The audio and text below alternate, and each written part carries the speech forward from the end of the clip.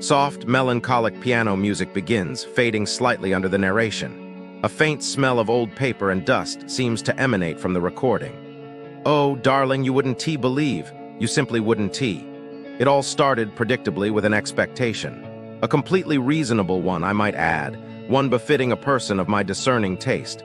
I envisioned, you see, a seaside escape, a haven of tranquility, a place to simply be. A beautiful stage for my ennui, perhaps.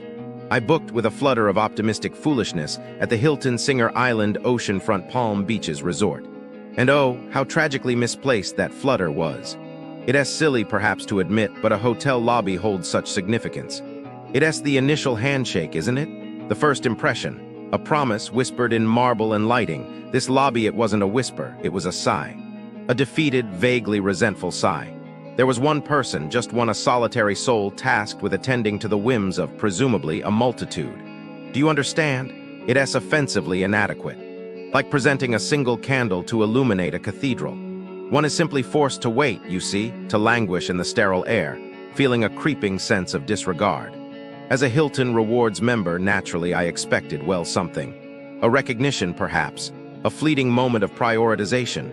Instead, I received nothing, utterly nothing. Don't you agree? A little acknowledgement is elementary kindness. The keycard felt fragile in my hand, a flimsy promise of refuge. And the room, oh, the room. They called it Ocean View, called it. It was a lie curated with the intent to deceive, a beautifully packaged falsehood. Yes, I could technically see the ocean. If I craned my neck at a frankly uncomfortable angle, leaned precariously over the balcony railing, and accepted the dominance of the industrial HVAC systems. Think of it. A panorama of pipes and vents, a mechanical monstrosity obstructing the natural beauty. It's positively dystopian. And the scent, goodness, the scent, a noxious blend of stale grease and something vaguely chemical. It permeated everything. You could practically taste it. You know, growing up in, well, let us just say a place where fresh air was a concept discussed in history lessons, I've developed a profound appreciation for clean air. It's not a luxury, darling, it's a fundamental necessity. To be deprived of it, to be assaulted by such an olfactory offense, it's distressing. The windows, bless their feeble glass hearts, couldn't be opened. Not without inviting the full assault of the restaurant's fumes. Imagine escaping the indoor pollution only to asphyxiate in an even worse one. It's tragic, really. And the bathroom. Oh, the bathroom, a testament to decades of neglect. The grout was, let us just say, it was suggesting a significant microbial colony. A tapestry of disrepair woven in mildew and despair. It's not simply unpleasant, you understand. It's unhygienic. It's a breeding ground for unseen horrors. Really, it's a blatant disregard for basic human dignity. I've seen cleaner public restrooms at bus stations. I attempted to dine at their establishment. A foolish endeavor in retrospect. I believe I encountered the premonition of my doom as I looked at the menu. It simply lacked inspiration. But I digress. What arrived on my plate was an abomination, a culinary crime against humanity. I believe I ordered some sort of fish. It tasted wrong, beyond just not good. It tasted of regret and lost potential. The texture was vaguely spongy, and the smell, something was undeniably off.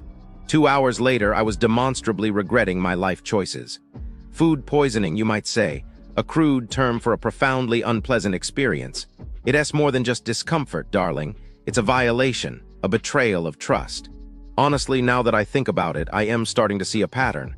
It's a systematic devaluing of the guest experience, a calculated dismantling of joy. Take the ink.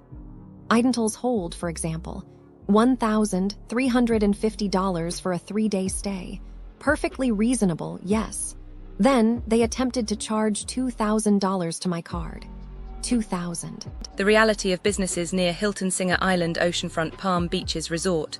Palm Beach Shore's businesses near the Hilton Singer Island Oceanfront Palm Beaches Resort are, to put it gently, a mixed bag, leaning heavily toward disappointment.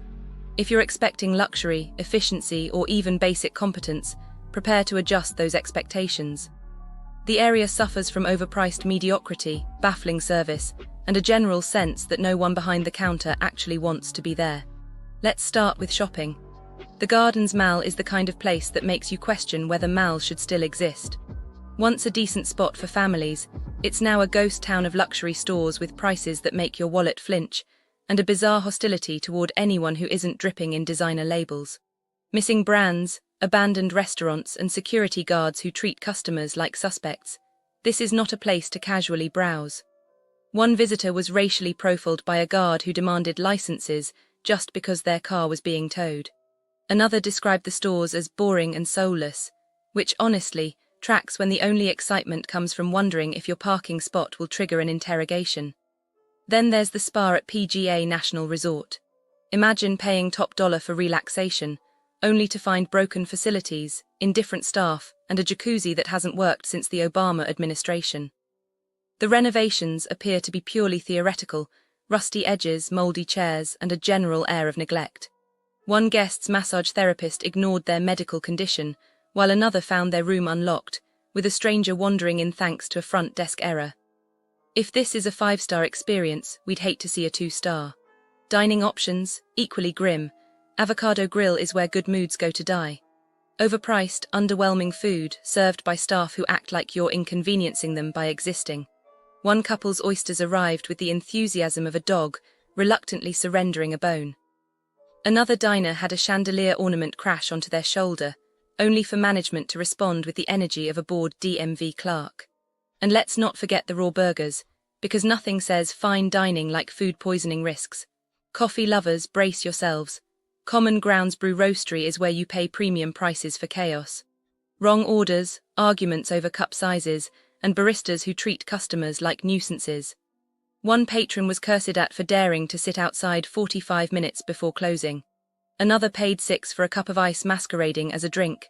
The only thing consistent here is the disappointment. Nightlife. Clematis Social is less a club, more a masterclass in poor decisions. Bouncers who damage IDs, bartenders who overcharge, and a vibe that screams unsafe. Women report harassment ignored by staff, while one guest spent $8,000 only to be kicked out for standing near their own booth. The only thing thriving here is the sheer audacity. Finally, Elisabettas Ristorante, where Italian cuisine means waiting 2 hours for cold pasta and a side of indifference. Servers forget bread, mess up drinks, and argue over martinis like it's a hostage negotiation. One family's celebratory meal was ruined by undercooked, flavorless dishes, while another diner got violently ill post-meal. At these prices, you'd expect edible food. Foolish you. In summary, businesses near this Hilton are a carnival of overpriced letdowns. If you must venture out, pack patience, lower your standards, and maybe a snack, just in case. Okay, so I was looking into stuff happening around Hilton Singer Island oceanfront, you know, where people go on vacation, and Palm Beach Shores. It's kinda depressing, honestly. Like you think a fancy place like that would be safe, but it's not always. Businesses here, a lot of them, they try to look all high-end, especially near Worth Avenue. It's like they want to give you that feel of luxury. But turns out a bunch of them were selling fake designer stuff, seriously. Like someone was getting arrested for selling counterfeit Chanel earrings for almost $700 for fakes. Can you even believe that? It's just sad. I mean, people come to Hilton Singer Island to treat themselves, maybe buy a nice souvenir, and they end up getting ripped off. Probably a lot of tourists were super embarrassed when they found out. They probably went back home and just didn't tell anyone, and the business owner, they probably got a hefty fine and maybe some jail time. Hopefully, it's just unfair. Over 800 fakes they found, 800. Then there's this other thing, you know, where businesses can get tricked with checks. Club Colette in Palm Beach lost almost $10,000 because someone washed their checks. Check washing, it sounds so old-fashioned, but it's still happening.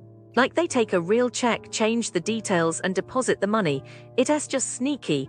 Knowing how things work, they likely intercepted the mail or someone on the inside did it. Club Colette probably had to spend ages trying to get their money back and deal with the police and everything. And the person who did it probably thought they were being so clever. I bet they even went on a little shopping spree with the money, thinking they got away with it. But they got caught in Riviera Beach, so, you know, they LL